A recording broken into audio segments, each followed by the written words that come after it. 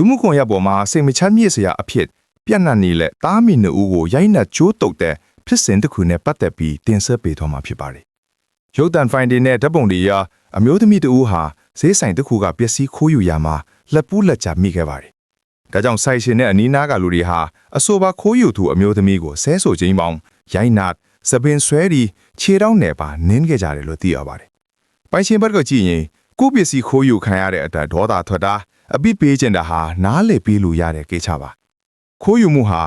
ဥပဒေရရောလူမှုကျင့်ဝတ်အရပါမှားယွင်းတယ်ဆိုတာကိုကျွန်တော်တို့အားလုံးလက်ခံရပါတယ်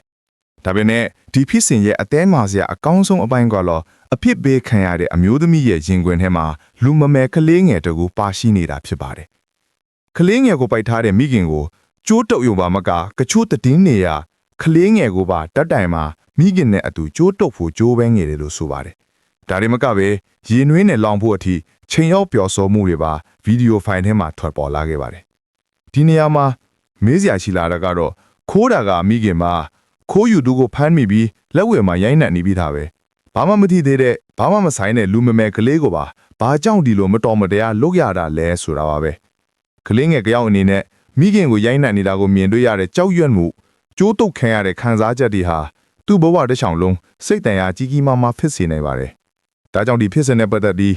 ပစ္စည်းခိုးယူသူအမျိုးသမီးကိုဥပဒေအရအရေးယူဆောင်ရွက်တင်ပါတယ်ဒါပေမဲ့ခိုးယူသူကိုစိတ်လိုက်မှန်ပါရိုက်နှက်ခြင်းအထူးသဖြင့်လူမမယ်ကလေးသူငယ်ကိုပါညှဉ်းပန်းနှိပ်စက်ခြင်း